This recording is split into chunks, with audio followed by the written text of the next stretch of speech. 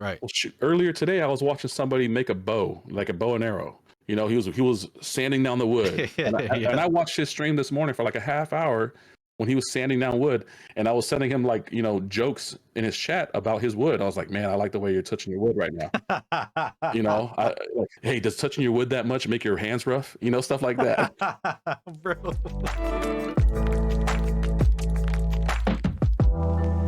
Welcome to the Deep Podcast. What's going on, ladies and gentlemen? Welcome to the Deep. This is the podcast, and I'm your host, Starr. Supa. You can call me Starr. You can call me whatever you guys want. But enough about me. Today, we got a very, very special guest in the building. One of my Usos that I met through online gaming and stuff like that, but in streaming. But aside from the streaming and online gaming, my guy is a great guy. Let me bring him in real quick, Mr. Ken Hales. Over everybody.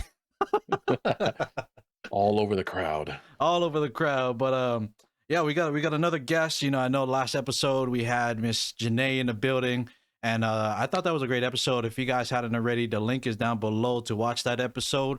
But we here on this episode, we're gonna be talking to Ken about his life. He's gonna tell us a little bit about himself, a little about him and his family, where he grew up, or if he wants to, all that stuff. And then we are gonna get into another Reddit story. I'm gonna say the story. I'm a little bit more prepared this time because last time I kind of butchered the story. I didn't read it ahead of time, but this time it'll be good.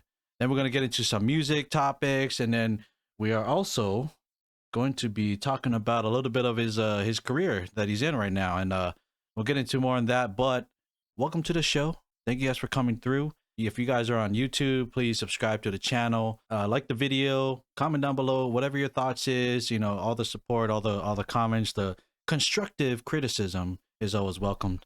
If you guys are on Spotify, I appreciate it. Make sure you follow the podcast for updates on new episodes. Hey, if you guys want to, you guys can give me a review. It's out of 5 stars. I don't really care if you give me a 1 star because it's, it'll only push me to get better, right? But we here, man. We here, Ken. Thanks for coming here, man. I appreciate you coming through. Well, thank you for inviting me, Starr. Appreciate it, man. Yes, sir. Another. I wanted. I think you were the first Samoan, guest on my pod. Thanks. Yeah, pretty sure you are. First Polly? No, not first Is Polly. Is Janae Polynesian? No, Janae is not Polynesian. People mistake her for Polynesian because she looks like it.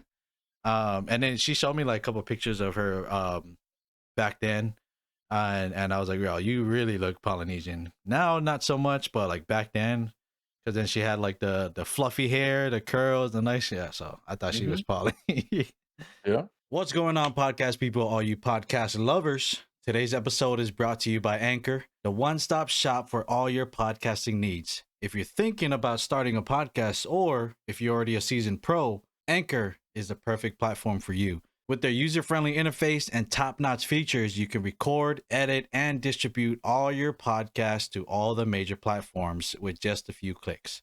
And the best part, it's freaking free. I said that right, it's free. Whether you're a solo host or you have a team of co-hosts, Anchor has got you covered. So what are you waiting for? Let's get it started, baby. Start that podcast, give Anchor a try, and let your voice be heard. Let's get this started, man. Tell us a little bit about yourself. Whatever you want to spill, go ahead. How far you want me to go back, man? It don't matter, man. It don't matter. So yeah, the name is Kenny. Most people call me Kenny. On Twitch, where Starr and I met, my Twitch handle is Ken Smash. And I could tell a story about how I got that handle a little bit later, but I was born in San Diego, California. My mom and dad unfortunately divorced when I was 3. My mom remarried when I was 8, and my stepdad that she married to was happened to be a Samoan chief. And okay, my mom and my stepdad at the time decided, let's move the family, let's go to Samoa. And so from San Diego, from the age of nothing to 9, we were in San Diego. Then we moved to Samoa. Lived on the island of Tutuila in a small village of Amanave. Went to Alataua Elementary School. Actually, I went to Matafao first, and then we went to Alataua. But anyway, was there till I was 14, 15. Then we moved to Hawaii. Lived in Waianae. Waianae. Yeah, was in Waianae. Went to high school at Waianae High School, home of the Sea Riders.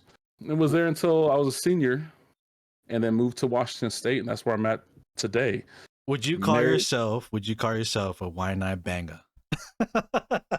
Man, I don't know if I was long. I don't know if I was there long enough to get that claim to fame.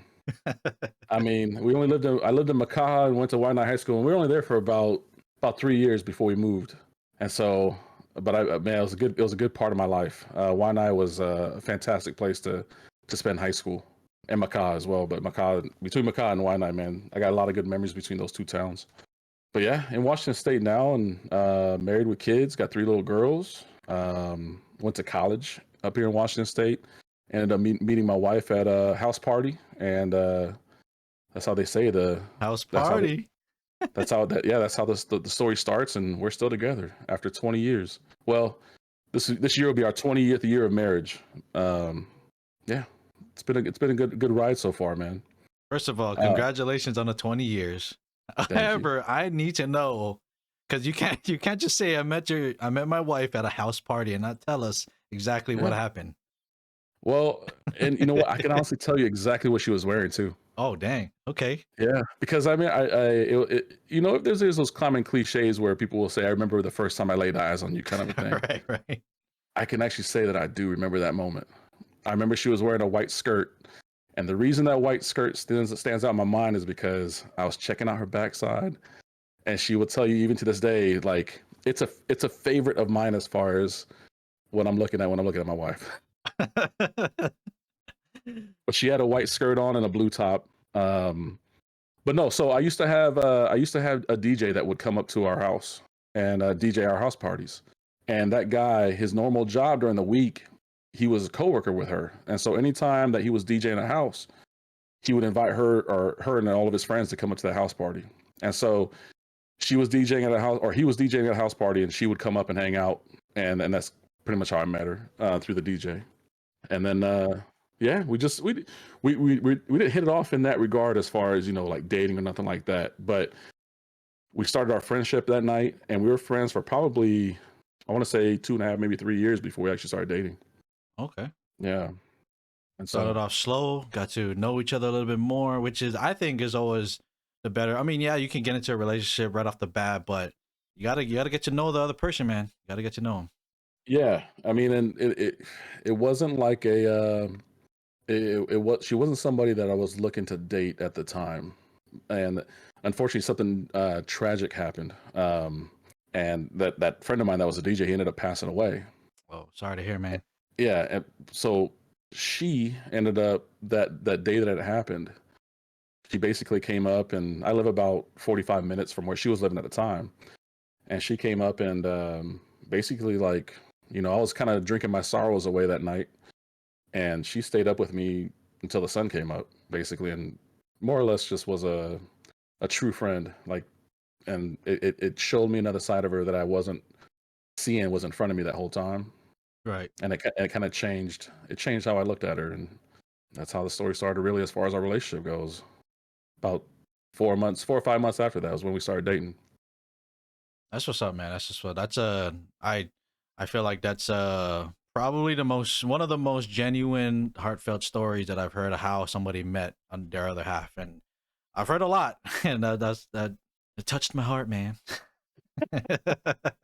Yeah, she's been fantastic, man. I mean, she's a little, you know, 5'4", 5'5". I don't know how tall she is, but she's a little shorty, Caucasian girl. And when I took her down to San Diego and meet some of my family, I remember the first time I took her down there. You know, all my Samoan side, they live down.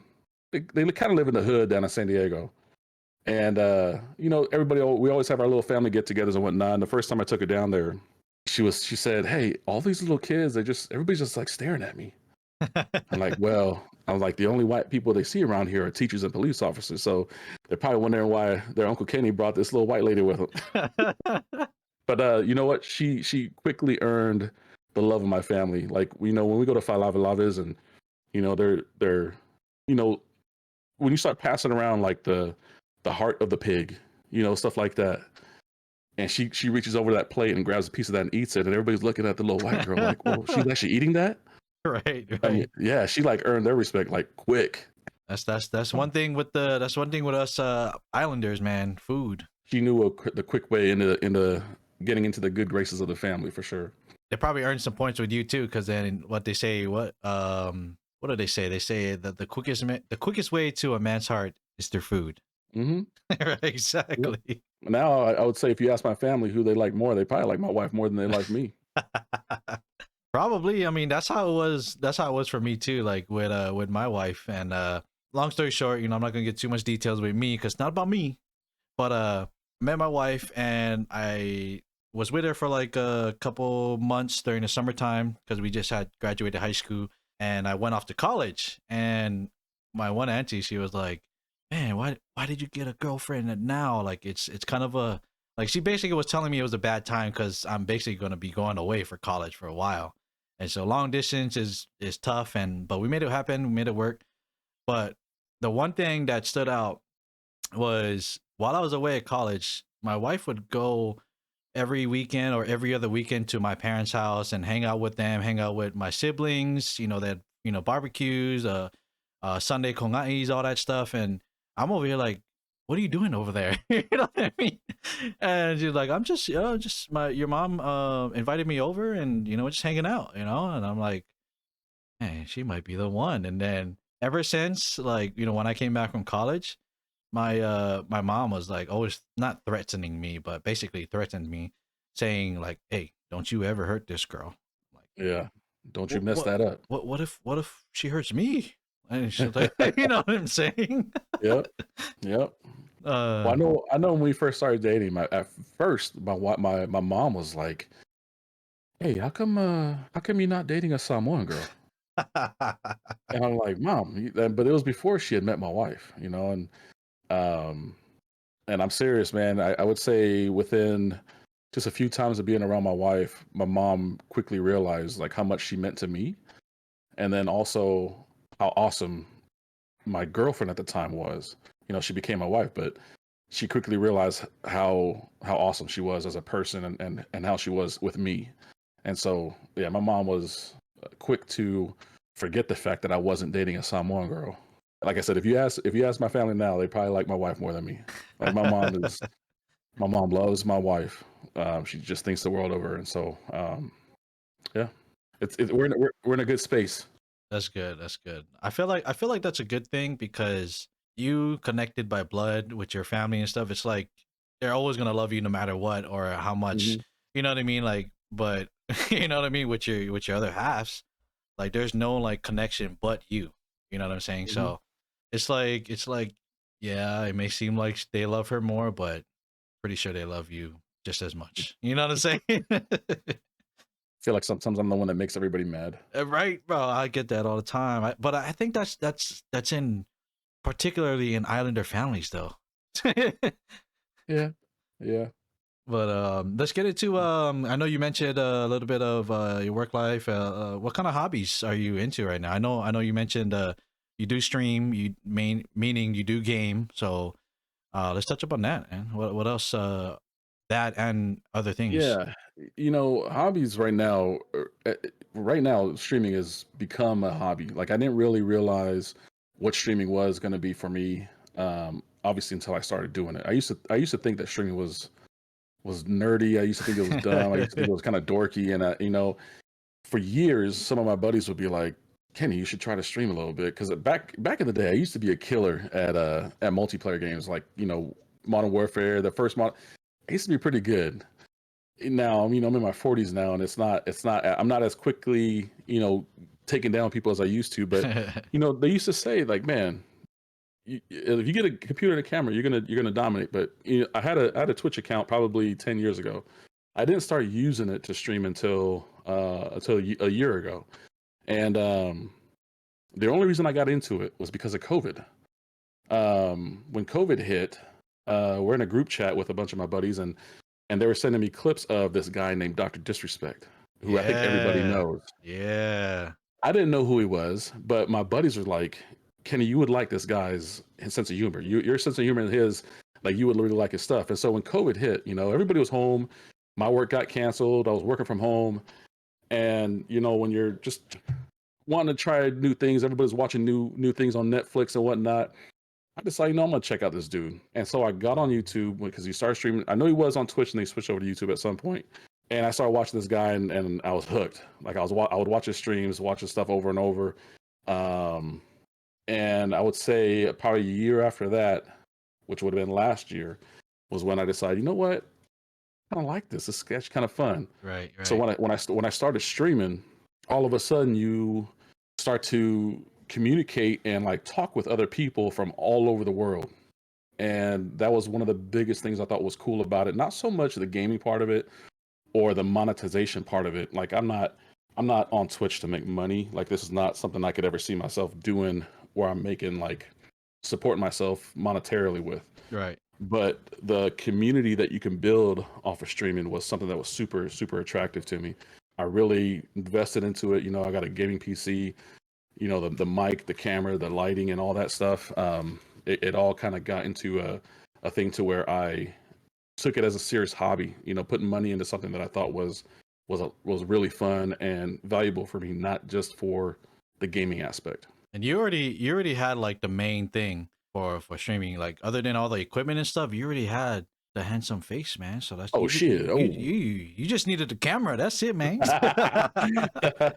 Yeah. Hey, and that's a lot of it. You know, like I know we're gonna talk about career a little bit, but I'm gonna jump into that just a little bit right now. Like I'm a school counselor at a high school, and I work with a lot of students that want to do this. Like they see streaming as a way of them making money and it being fun and it being something that they can see as a career. Right, right. It's basically entrepreneurship if you really think It about it. is, Yeah, yes. And with entrepreneurship, it takes a lot of work. exactly. And that's Exactly. where a lot of the kids that I work with, they don't understand that aspect of it. I'm like, hey, it looks good. Like you see people on streams, you see people creating content, you see people on TikTok, YouTube, whatever, but you're not seeing all the background stuff that those people have to do to make that happen.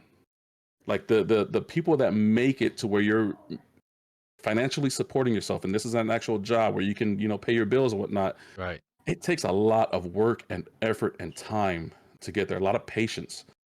And Exactly. with my kids, I'm like, you know, I'm never going to tell a student that you can't do that, but I try to help them make informed decisions on what they're doing with their time. And I'm like, you know what, you can build a stream on the side, you know, but you got to take care of those things that you know you can handle, that's going to be a solid income for you in the interim. Like, you know, go to college, go to school, go get your trade, go learn something that you know you can definitely fall back on to make money. Exactly. Build You could build a stream on the side as long as you got, you know, some time that you can dedicate to that too. But you know, it takes a lot of time and effort. And so that's why I look at it more as a hobby. Like this is not something that I'm going to try to build because I know I don't have the time to build it to that level. You know, I'm a dad first, you know, and I got my career and, you know, I got a life already kind of established. And so the amount of time that I would have to put into a stream to build it to that level, I know I just don't have that time. Say you get lucky. Sorry. Quick question. Yeah, Say you're you good. get lucky, like a lot of people, but you know, at the same time, a lot of people did work hard for it, like those big time streamers. Say you were one of those lucky ones that just made it big, like overnight sensation or whatever, and you had the opportunity to make it a full time thing. Like you, let's say you make some of these, actually a lot of these streamers or content creators or YouTubers, they make six figures. Like if that was handed to you in a platter, like would you just take it and run with it, or I want to say in a heartbeat, yes, but I know for me, like if I ever had that opportunity, I know that I wouldn't be able to just automatically say yes because there's a couple things that is important to me as far as my time. And so I think people that are full-time streamers, I know that they spend a lot of time, even when they've made it big, they're still spending a lot of time doing what they need to do to have that content. right, right, And so what I do for my job, what I do for my career, still enables me to have the time that I need to make sure that I'm doing what I need to with my kids right, or, you know, do things with my family. And so if streaming ended up being something to where I can balance being a streamer and at the same time do what I need to do with my family, then yeah, because who wouldn't want to play video games or you know, create exactly. content and For get six paid for it figures, man. for six figures? Yeah, for sure, for sure. Like, so yeah, if I could figure out and make sure that my life was still balanced in the way that I need to for my family, then yeah, I'm pretty sure I would give it a go. I think you can and then you can go with it like with so many different ways with it because yeah, you know, a lot of typically a lot of people see streamers as just gaming, right? But then there's a lot of variety streamers Right. out there, so that you do a lot of variety stuff too, but you could also like include your kids and make it a a Hmm. whole family thing, and people like to see that kind of stuff too. And see, I didn't realize that until I actually got on Twitch and actually watched streams. Like Right, I really, my stereotype that I had in my mind about it was all gamers. It was gaming, all gaming all the time. right. Well, earlier today, I was watching somebody make a bow, like a bow and arrow. He was sanding down the wood, and Yeah. I watched his stream this morning for like a half hour when he was sanding down wood, and I was sending him like jokes in his chat about his wood. I was like, man, I like the way you're touching your wood right now. I like, hey, does touching your wood that much make your hands rough? Stuff like that. Bro, Yeah, I was totally messing with him on that, but it was a good time. bro, Um, that is funny, man. Yeah, no, you're right though. Like streaming is much more than just gaming, and I think if people can find that niche that they can excel at, then for sure, man, find it and run with it. I think that's what ended up being for me as I was gaming when started streaming. I wanted to enter competitions and I wanted to win these tournaments for like Call of Duty and Madden because like you I thought it was all gaming. Then I realized that it was way more than that. It's basically entertainment. And I Hmm. I just saw it as an entertainment business, and so I kind of like switched up I guess my path for streaming, and I became a variety streamer. I do art. I draw canvas art. People, I got the camera on my hands drawing, or I'll do the digital art. There was a good time where I had karaoke streams. So I had people come in and we'll sing karaoke, drink some beer or liquor or whatever it was, just to have a good time. And I just took it as something to where I could just have another place where people can get entertained. So Hmm. it's if you guys are looking into streaming, like just do your research and figure out what you want to do, because don't just jump into something thinking that's going to be it, because like you're going to, like, I don't want to be mean or sound too blunt, but you're going to fall short, and when that time comes you're really going to get discouraged, and then you're going to just give up. Yeah, and I think a lot of people that get into it, they just get hung up on the like. People have to understand that streaming is not for everybody. Right, As much as you want to say you want to do it, and as much as you want to, it just really isn't for everyone. I mean, there's a comfort level that you have to have with, obviously being on camera right, is exactly. is a huge thing that causes a lot of anxiety for people to get past. And then talking on a mic, being able to carry a conversation by yourself. Typically on the stream, you're usually by yourself. You're Right, talking to your stream, but there's nobody talking back. And right, people have to right. be comfortable. You have to be comfortable with being able to carry on a conversation. And personality, man, personality is huge. Yeah, You gotta have a personality that I think can hook people in, can draw people in to keep watching and keep supporting. Because if you're just sitting there staring at a screen and you don't have any personality whatsoever to carry the stream forward, it's gonna be hard to keep that support from a stream chat. right. And a good example before I move on, a good example is who's one of the biggest streamers in the world right now, Ninja. Ninja has like a big personality at the same time being so super good at actual gaming. So that's what started him off, was him being good at the game, but then his personality is what took him, made him take off. Right. So that goes to show, man, that like entertainment, like I said, it's the whole package, not just one skill. It's kind of like acting, singing. You know what I mean? Like Hmm. some of the best artists have not only a good voice, but they got the looks, they got the dance moves, they got, you know what I mean? It's like the whole package. But yeah, speaking of career, man, let's touch up more on your career. Like you said, you're a counselor. I think we mentioned that you are a high school football coach too. Like, tell us what you realized that's what you wanted to do, and then why you pursued it. Um, you know, so the counseling piece of my life has kind of always been there. Like as far as I could think back, going back into high school and being a friend that a lot of people would talk with and connect with, look for advice from. It was something that was always a support for people in my life, whether it was family, friends, or whatever. It wasn't something that I thought I was going to do as a career when I was fresh out of high school. I actually got into college thinking I was going to be a computer science major. I was really, really good at the programming, really, really good at talking into a computer and figuring out, how to how to make the program do this, this, and this. But they wanted you to take a math class for every computer science class that you took. And so math was the bane of my existence. I couldn't stand it. And so I ended up dropping out of the major or not continuing it. And I took, I was a professional student for like a year and a half in college. I took every class known to man that they offered. I took astronomy, bowling, human sexuality, Japanese, geology. Like I took all kinds of stuff, just trying to figure out something that I would be interested in. And I ended up taking a sociology class. And I can't remember the name of what the class was for. I just remember it was a sociology class. And what I loved about it was topics were always brought up and there was always a discussion. And it was almost like a debate. You know, you had to take a stance and you had to defend your stance on why you believe that and why you felt the other side kind of was wrong. And so having that interaction, having that conversation with people was fun. And so I ended up taking another sociology class and another one beyond that. It ended up becoming my major.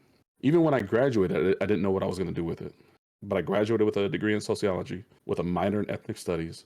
And a friend of mine that was working at a community mental health office said that they were hiring for case managers. And my degree was something that qualified. And I was like, what do they do? And she said, well, we meet with people that are in here for counseling or for therapy. We meet with them on a regular basis because a therapist can only meet with them for like once a month. And so we're the case manager. We get to meet with them, once a week or whatever, just to kind of carry them from, therapy meeting to therapy meeting, just to make sure everything is kind of good and they're following their treatment plan and whatnot. So I ended up applying for that job, ended up getting that job. And that was my first taste of the counseling world. Like I was talking with, at first I was assigned to the children's team, found out really quickly that I could not work with young kids. Why is that? Well, because when you're in that setting, you hear a lot of things that happen with, within their lives and Right. why they're pretty much in therapy or counseling. And, with little kids, unfortunately, there's some pretty bad reasons why a child might be in therapy. And Right. one of those being, some serious stuff like sexual assault or stuff like that. And when I would work with a kid, I remember it was a male. He was talking with me about what had happened in his young life, and I could not detach myself emotionally from what he had gone through, to the point to where like I wanted to go hurt the person that hurt him. I feel that. You know what I'm saying? I totally feel that. I totally feel that. If you guys don't know, Pacific Islanders, especially Samoans, are like very emotionally driven. That makes sense. And Mhm. and a lot of stuff that I could relate to you, how how you would, you couldn't detach yourself emotionally because a lot of stuff that happens with these kids, and they get put in therapy. We don't get the same treatment in the Polynesian community, in the culture, because it's like, I guess, in a way, looked down upon. They're Mhm. like, what is that, weak? You know what I mean? Like, they call you weak, or you know what I mean? Like, you're supposed to be strong, like that. You're not going through that or something like that. You know what I mean? Yep. So, like, I could totally understand that. Like, if I was in your position, I'd feel the same way. I'd probably end up like changing my job too. Yeah. And that's ended up what happening was I told my supervisor, I was like, hey, I can't work with the young kids. And so they ended up moving me to an adult team. And so I was working with adults, and I did that for like 4 or 5 years. I didn't work with the little kids, but I was working with the young adults. Like for whatever reason, the middle school, high school age kids, I could work with that all the time because I was like, you know what, these are kids that I feel have a voice. They can speak for themselves. They can put up a fight if they needed to. Right, right, The little kids couldn't. right. You know what I'm saying? That's where the line was a little bit different for me. And so I ended up getting placed by that community mental health place at a high school, and as a mental health support for their school counselors. And that was my first taste of school counseling and the difference of, that counseling setting within a school. And that contract lasted for about 3 years. And when it ended, I missed it. I wanted to go back to it. So I ended up going back to college, getting another degree, getting a certificate to clear me to be a school counselor. And I've been a school counselor now since 2013. I've worked at middle schools. I did a middle school for 3 years, but I've been a high school counselor since 2016. and that's where I'm at now. And so it's a lot of, you get a pretty good mixed bag of counseling. Like you're helping kids, navigate problems within their lives, whether it's at school, whether it's friend groups, whether it's family. You're trying to help kids figure out their plans for after high school, help them figure out, college applications, trade school applications, how to get into the military. Just trying to help kids figure things out and or stay on the path, because we got a lot of kids these days that are kind of just all over the place. The last couple of years with COVID happening, I brought up COVID before, but COVID really did impact our educational system and how our Right. kids are taking on challenges. I mean, a lot of our kids aren't as gritty as they used to be, and Right. so unfortunately, that's kind of a symptom of how we address COVID within the schools. And so it's been a tough go for the last couple of years, but we're still putting up a good fight. Right. I wanted to touch upon being an inspiration, because basically that's what you are as a coach too, and a counselor to these kids, because it's our job, or your specific job, to inspire these kids and motivate them to figure out what they want to do in their lives. Like how much of an impact that people don't realize that they have, especially us older generations, on these younger generations. Like, I guess, what advice can you give to those? Like, yeah, we got to be the ones to help these younger generations, find their meaning in life, basically. Well, when you're giving advice or when you're trying to talk to somebody, especially when you have good intentions, it's that old saying, you're trying to plant a seed, right? You're trying to plant a seed of hope, or helping them see their potential, or like I said earlier, just trying to keep them on that path forward. You never really get to see the fruit. You never really get to see that seed grow. And that's the hard part about it is, I mean, yeah, you might have kids along the way that you weren't too sure if they were going to graduate high school, and they end up graduating, and that's great and all. But you don't really get to see that true fruit come to fruition. Geez, I feel like I'm saying that word a lot. Until well beyond that. And like my biggest, like, I want to say, like, wins that I get as far as my job goes is if I don't hear from a student for a couple of years, or 3 or 4 years, and all of a sudden, out of the blue, I'll get an email or a phone call or a note, and it's from a student that I haven't worked with in like 2 or 3 years, and they'll get in touch with me and they'll say, hey, Mr. Hales, just want you to know I turned out all right. I mean, nothing hits me in my heart than something like that, where Exactly. like, and this has happened quite a few times, where they're like, I turned out good, and they'll just say, I remembered things that you said, and how you just told me, all these different things. And it's those moments like that where you just realize that you're doing something right. Exactly. Because you do have a lot of failures. You do have a lot of kids that don't turn out the way quite when you want them to, but you always hold out hope as a counselor, or as a coach, that at some point a lesson that you're trying to teach them is going to help them through a problem that they might have in their future. Right. And how much of that, I've talked about this many times to, like, just people just having conversations. Like when a kid does not succeed, I don't want to. I feel like I'm opening a Pandora's box, when I say this, but like, whose fault is that? Is it the parents' fault? Is it the teacher's fault, counselor, or is it the actual kid? I mean, I understand that like everybody plays a part, but at the end of the day, like for me at least, the kid's gotta want to be better in that kid's life. You know what I'm saying? So Right. like, what do you think? Like, who? I don't want to say like you got to blame somebody, but maybe talk about that for a second. Dude, I don't know if there's a right or wrong answer to that, Right. because you're always wanting to look for why a student might be making the choices that they're making, or I mean, I live in a town where we have a lot of gang violence in this town, and you got kids that are 14, 15, 16 years old deciding to go and shoot somebody, and you always want to figure out why, and you could always point the fingers at all sorts of things. Right. And so honestly, there isn't a really good right or wrong answer to that. And so where I fit in, where we all fit in as people that are trying to help our youth, is you want to be that one that when they're in that moment of making a decision like that, your hope is that something that you said or did with them will impact them enough so that when they're in that moment, they stop and think about what you said or an experience they had with you to make a different choice. Right. And in that moment, you're not going to be able to control what that kid does. And in that moment, if they make that decision, that is on that student, that is on that kid. Right. I could either be part of the problem, or I could be part of the solution, and I'm trying to be part of a solution. And Right. I don't know if what I'm saying or doing with kids is going to work with all of them. I know it won't. But the way I look at that is, maybe I'm not that right person at that right moment for that right kid. And maybe some point at some other point, hopefully there is somebody that is that right person at that right moment for that kid. Right. Right. I just don't want to Yeah. make the kid any worse. Right. Exactly. And a lot of people don't realize that like that right moment or for that right person may not be now. It may be when you become 50 years old or 80 years Right. old. It may be like at an early age for some kids. And so it's just when that time comes, you got to grasp it and you got to hold on to that, man. Yeah. Yeah. And, you know, between working with kids and working with adults, the one thing I always try to work with all of them, regardless of their age group, is just the understanding of time and the time that we have and what we're doing with our time.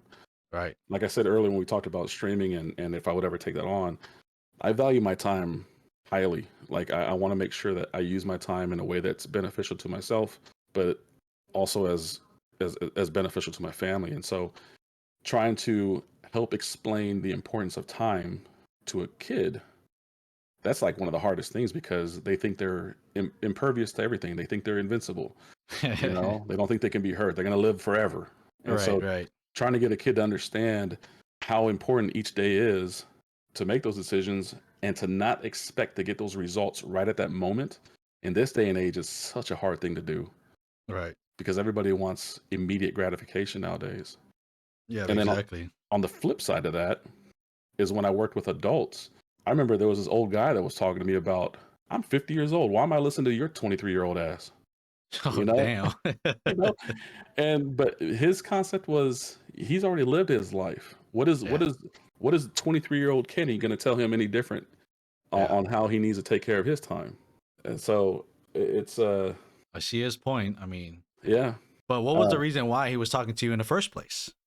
You know what I'm uh, saying? yeah, if I remember correctly, he was psychotic or something like that. That's what I'm saying. So he has a point, but but no, yeah. So it's when I first had an idea of bringing you on the podcast, I really wanted to touch up on this because that specific subject really hits home for me. I believe that we are the biggest part of each other's lives, whether we're a big impact at an early age, whether it be a big impact while we're the same age, or us being impactful to the elderly or older age people. But I believe that it's up to us to inspire each other. And at the end of the day, I always tell people that like we're one human race. You know what I mean? Like shoot, I wore this I wore this shirt for a reason. Like we all are one human race, and it's up to us to help each other out with any aspect of life. You know what I mean? So um and I felt like when I learned that you was a counselor and a football coach, that's two things that I realized at a later age, not during high school, that I wanted to be you, basically. Wanted to be that inspiration to kids, help them through, navigate through high school or middle school, whatever it may be, and, teach them or give them my experiences of what I've been through and what I had to, maneuver or change or fix something to be where I'm at today. And then at the same time, transferring that over to being a football coach, because if you guys know me, if you guys are listening or watching, you guys know me personally. I am passionist. I think I should say, right? Passionist for football. Like that is everything to me. And I didn't realize that's something that I really wanted to do was inspire people through things that I have passion about, which is football. And then also us being like helpful towards each other. Like that's all I wanted to do in life. And I talked to my wife about it for a while, and she was telling me that when I was coaching at my high school for like what 4 or 5 years, she said that that was the happiest that she's ever seen me. And I didn't even realize that until I really sat down and thought, like, what about me coaching football made me happy? And it wasn't just the fact that it was because it was football. It was the fact that I was helping these kids grow as a person through football. You know what I mean? Like I was teaching them life lessons, through Hmm. football, connecting it to football, and then connecting it to actual life when they get older. Because I had started my life a little early. I went to college, but I didn't finish because I went into the workforce trying to help out my parents and all that stuff. So I kind of matured super early. Yeah, just being that story for somebody, so that they are able to, figure out what they want to do, and see what my mistakes are and all that stuff. So just being an inspiration to people, especially at the young age, because it's better to get them early. You know what I'm Yeah. saying? Man, I'll tell you, the reason I got into coaching, like I wasn't a collegiate player. I tried, but I wasn't. And the reason I got into coaching, it was a coach really as a counselor. I mean, Pretty really, much. Pretty I mean, much. yes, you're coaching football, but like you said earlier, like you're really trying to teach them life lessons and everything that you can learn just from the sport itself. Between teamwork, trusting others, helping others. All kinds of stuff that you can go with football. But I got into coaching because football players in particular, but it's a whole population of students at a school, student athletes. They will talk to their coach before they will talk to a school counselor. They will talk to their coach before they will talk to a parent. Like Exactly. student athletes, the relationships and the bonds that you make with your coach, it's almost like, for a football player and a football coach, it's almost like a fatherly, big brotherly Exactly. relationship.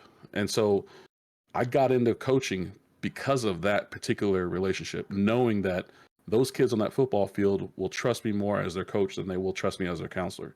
Yeah. And so that was another avenue for me to get with and impact a smaller population of the school, but one that I shared that, like you said, that shared that passion with for football.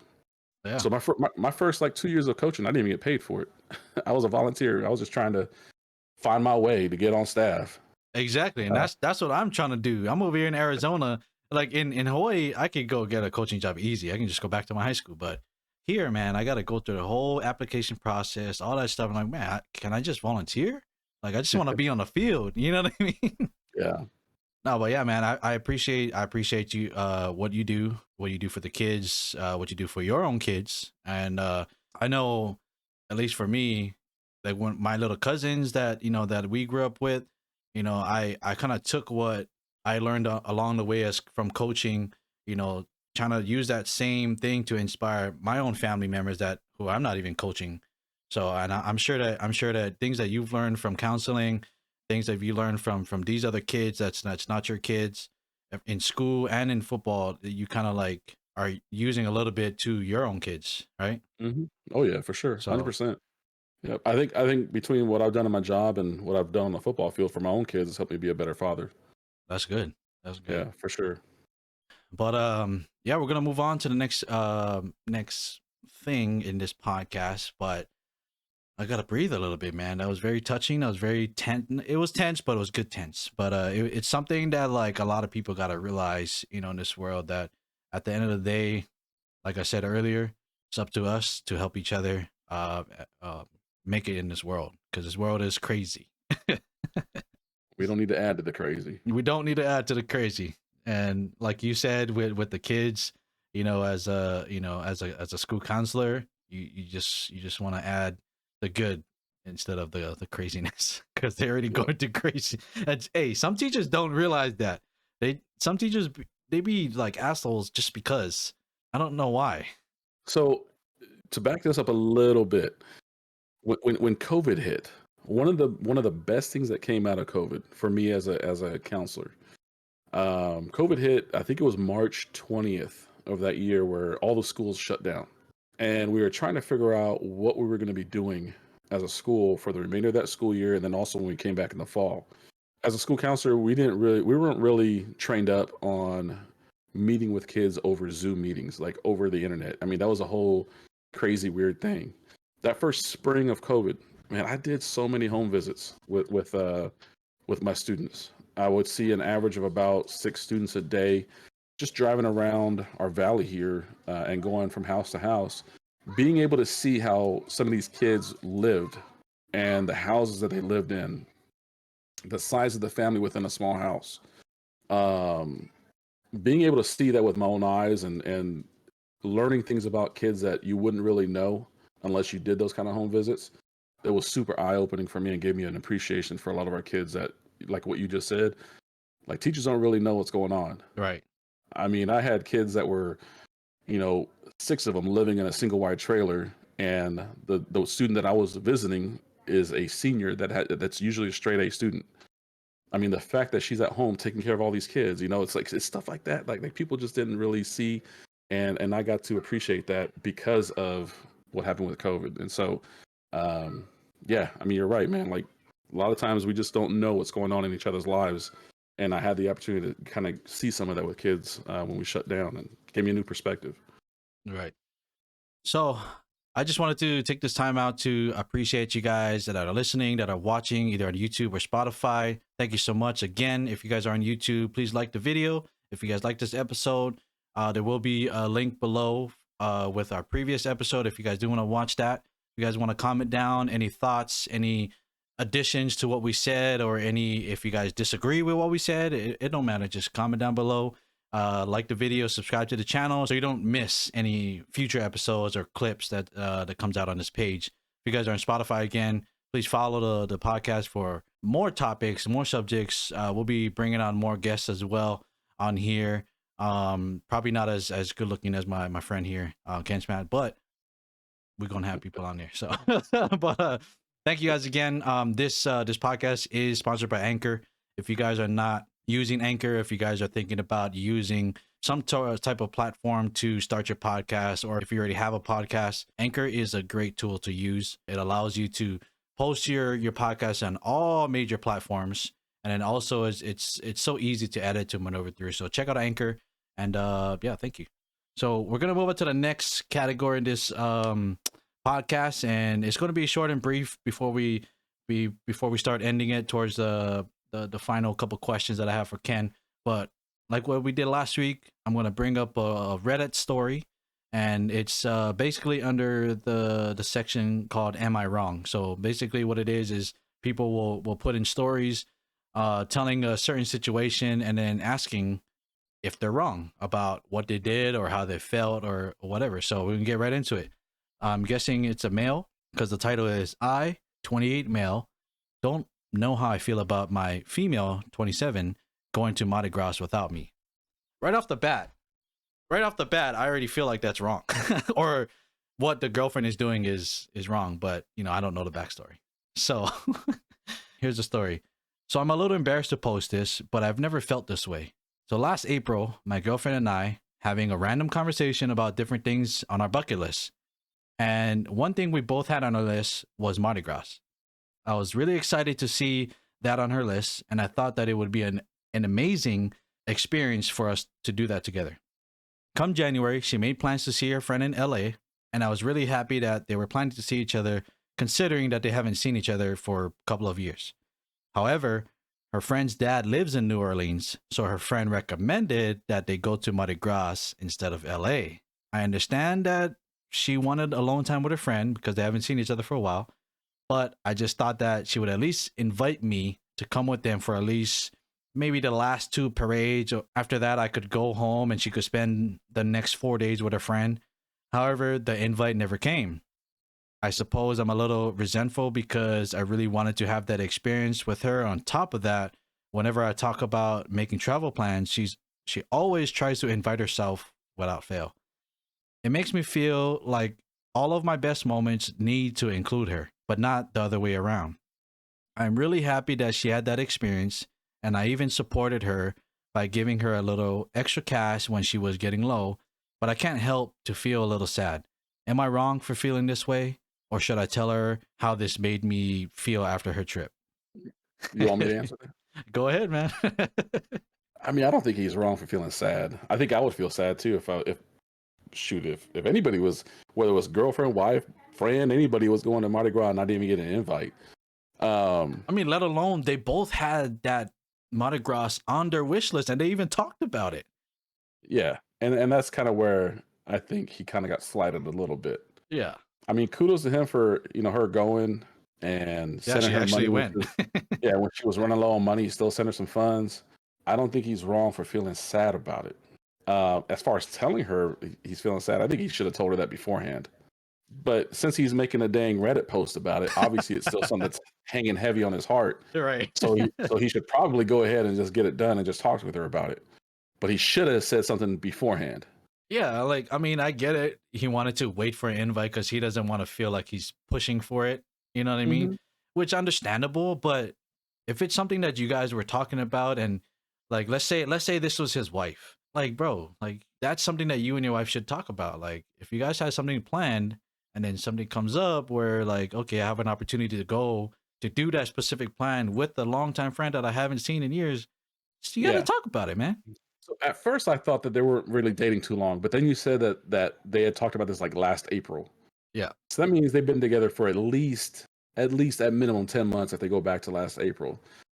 So I think I think the girlfriend should have asked him like, "Hey, are you okay if I go do this without you?" Right, right. At least I, ask I think that.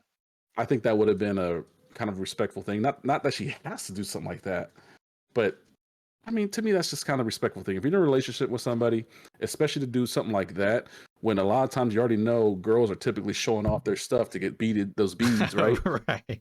So, like, I'm like my wife. I'm sure would ask me like, "Hey, you mind if I go do this with so and so?" And I would probably be cool with it.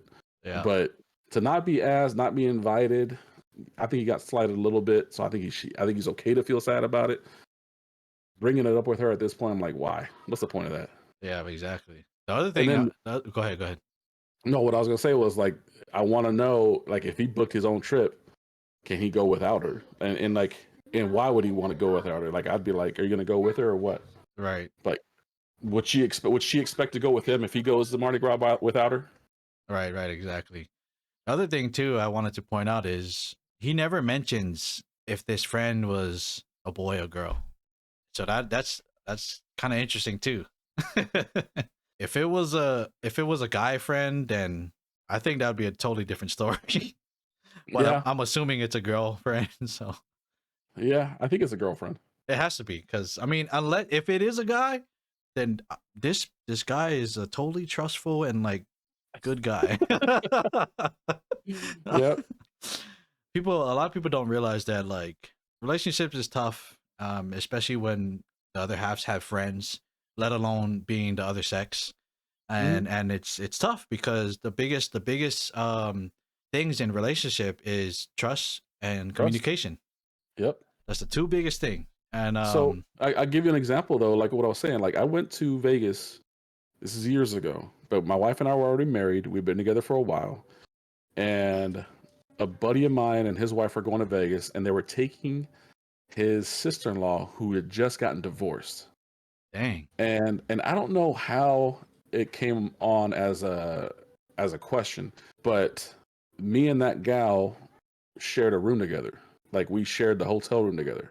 okay, And but this whole situation, I was really upfront with my wife about. One, my wife doesn't like Vegas, and so her going, she wasn't going to go. But then it was also, hey, by the way, I'm going to be staying with so and so in that hotel room. Like, are you okay with that? And she was. But I gave her everything up front. I did my good husband duty, and I asked for permission. right, And but she knew what the situation was. She knew where we were going, and she trusts me, knowing that her husband is not ever going to do anything that's going to go against our sacred bond. right, right, right, So right. yeah, I went to Vegas and I stayed in a room with this freshly divorced lady, who was a little cute. She was a little cutie, but you know what? She stayed on her side of the room. I stayed on my side of the room, and everything was good. Yeah, And yeah. that's. But my wife already knew that that's the way it was going to be anyway, so she had no problem with me doing that. Good for you, man. Good for you. um, so I wanted to when you mentioned that, I wanted to bring up this saying and I wanted to get your take on it. It's better Oh, it's better to uh, ask for forgiveness. forgiveness. Yeah. Wait, let me say that one more time without so that it's clear for the clip, right? It's better to ask for forgiveness than to ask for permission. What do you think about that? That depends on what kind of headache you want, man. I kind of lean more on the permission side I've set myself up knowing that I have a lot of trust in my wife. Hmm. Like she knows that I make good, solid, sound decisions, and so she's never had to second guess me being able to make the right choice for myself in any given moment. It doesn't matter how many tequila shots I've had. Kenny's still going to make sure he gets to where he needs to be, safely. And so for me, Tequila. for me, the easier track is to ask for permission. Because there's that other saying, like the scorn of a woman, I can't remember what it is, but like when you piss them off, you don't want that rage. And I've never, thankfully, I don't think I've ever made my wife that angry. But to me, for my own personal relationship, asking for permission is the easier route to go. No, I totally get that, and I totally agree. And same with my relationship, because when I forget and I just do it, assuming, because we're on that trust level to where if I have to ask, like when I do ask permission for stuff, like I already know what the answer is. So sometimes I think of that too much, and so I just do it. I'm like, oh, she'll be good. She's like she'll understand. Yeah, yeah. As we start to land this plane or pour this water out, or however way you want to say we're gonna end this podcast. Let's get back to you, Ken, and I wanted to get a little taste of any plans for your future. I know majority of your life was lived already, and you have a set family and all that stuff. But what does it look like for your future, whether it be with just you and your family, or you and your wife, or you and your kids? Like any future plans? Well, Yeah, go ahead. I am applying for a middle school counselor position. So that's kind of the newest thing Okay. as far as potential future plans. It's at the middle school that my oldest daughter works at. Um, it's a pay Works cut. at? Sorry, goes to school at. Goes to Oh. school at. Yeah. Um, it's a pay cut from my current job, and but the benefits of, I mean, it's literally like 3 minutes from my house. I'd be able to take my daughters to school every day. It's those little things that are more important to me than a little extra pay. Just Um, going back to what you said earlier about you valuing your time. yeah, yeah, man. I think a lot about time. I mean, I feel like I'm a young guy. I'm 43, Oh, that's young. but Come on now. I do think about time, and I think about my family a lot. And I mean, it's when I would drive to my school that I currently work at, I'd leave at around the same time that my oldest daughter would leave to go to her bus stop, and I'd always look at her walking away. And I'm like, God, it'd be nice to just put her in the car and just go to school. And Right. even though it's only like a 3 minute drive, that's 3 minutes her and I can have a connection in the morning and just talk about the day. Right. And so, but it's at a middle school, and I kind of like the idea of getting back to the middle school level. High school's kind of burning me out a little bit. Um, Middle school kids are a lot more fun. They have a lot more energy, a lot more positive energy. High school kids, they can drag you down Right, a exactly. little bit. Yeah. So that's immediate plan. Future stuff. We always do something big in the summertime. Last summer we got to go to Hawaii for a few weeks. Nice. We always go to Cali, visit my mom, and we'll do a little bit of that again this summer. We got a family reunion down in San Diego. My whole Samoan side of my family is like from my mom's generation. So my grandmother had 12 siblings. That whole Sheesh. that whole generation, and the kids that have trickled down from that, we're having a big reunion with that family coming up this July down in San Diego. So we got that to look forward to. Other than that, man, it's just trying to raise his kids and try to do the best thing I could do as a dad, to be a good dad for them. Try to be the best husband I could be. Just support my kids and family any way I can. I think we have a pretty solid life. It's nothing too crazy. I mean, we keep things pretty simple. People try to make life a little too complicated, I think. You're But not wrong there. I love that old saying, "Keep it simple, stupid," and that's kind of the way I kind of live my life. I keep it simple. I'm a very, very patient guy, and I think that kind of comes out through my work with kids. Like I try to preach patience with them and just try to understand. You put one foot in front of the other on every single day, eventually you'll get to where you're going. And That's literally what it is, and a lot of people overcomplicate things. It's literally just taking one step at a time. I did want to build up on what you said, the reasons why you switching over to middle school, because you feel like it's a little bit better for you. I, as far as the coaching side, I feel like, because I was coaching 6th through 9th graders, so like mhm. basically middle school. I feel like it was better for me to be there because I had a chance to go back up to varsity and help coach the high schoolers and stuff. And I felt like being a coach for the middle schoolers around that age was so much better for me because they're more of a sponge Yeah, around that time. Like when they for get sure. older in high school, and you understand this, when they get Yep. older in high school, They're they stubborn. they're stubborn. They think they know everything, and they're like, you know what I mean. So Yep. I just feel like like I said earlier, getting to the younger generation as early as possible is probably a lot better because they're more of a sponge and they take everything in more, um, I guess more serious. If Hmm. yeah, so but yeah, guys, so that's the end of the podcast. And shoot, I knew I had a question that I wanted to final out on it. It was Um, advice. that one, but I did have another one that came in my head that I wanted to ask before that one. But we're just gonna go off with this question, Mr. Kenny. Mm. What is one advice that you could leave with these people that hopefully impact them now or later? You mind if I give two? Yeah, go ahead. Go ahead. Because there's two sayings that I've generally structured my life around. The first one is one that one of my old bosses told me a long time ago. And he said that there is no success outside of the home that is worth failure in the home. And so I've lived by that as far as the work that I do, the kind of work that I do. I've always made sure that whatever I do outside of my family doesn't impact the happiness and the success of my family. I could fail at everything outside of my house. As long as I don't fail at being a dad and being a husband, I'm good with that. So that's the first one. There's no success outside of the home that is worth failure in the home. The second one is about love, and it's the best definition that I've ever heard for what love is, and it's this: love is that emotion of somebody else's happiness being essential to your own. And so, and again, that kind of comes back to my family. Like my love for them is making sure that they're happy, and that makes me feel loved. That's the love that I want to experience. That's the love that I want to feel. And so their happiness is essential to my own. And so that's the best way that I could describe what love is. And those are the two pieces of advice that I live my life on, right there.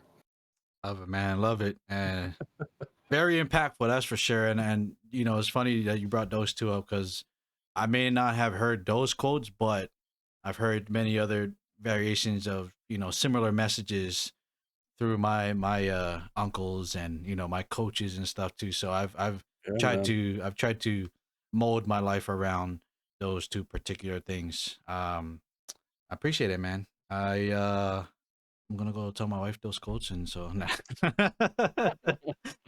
but Yeah. again, man, thank you for coming on the show. It was a pleasure having you on. Welcome to the Deep, where we dive deep into many different topics, and we talk about different things. We talk about our perspectives, which is what we did, and we got some pretty good insight from you, Mr. Kenny, and appreciate you again for taking the time out of your valuable time to be on this podcast.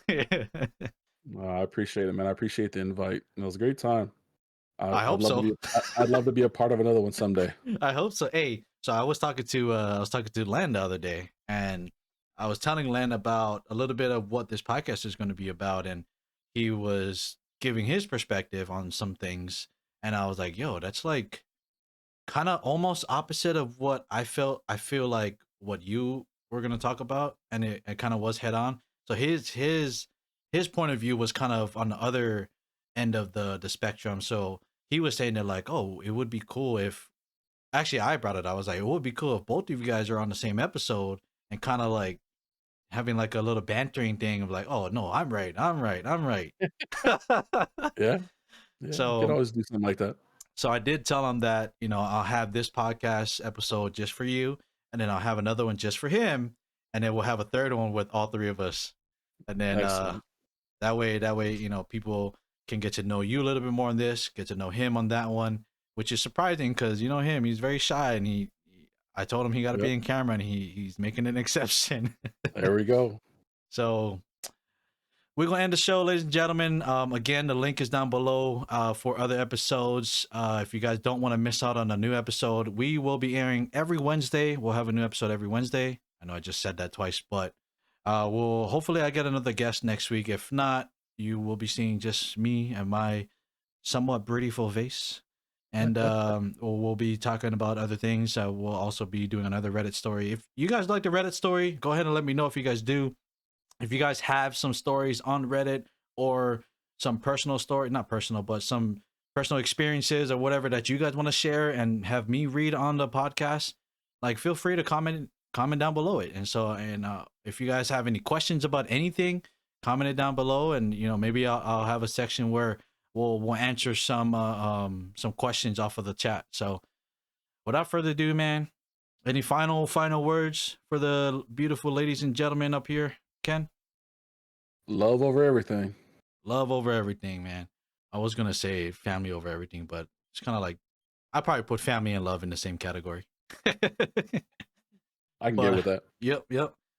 But we are ending the show. Thank you guys again, and we out, baby.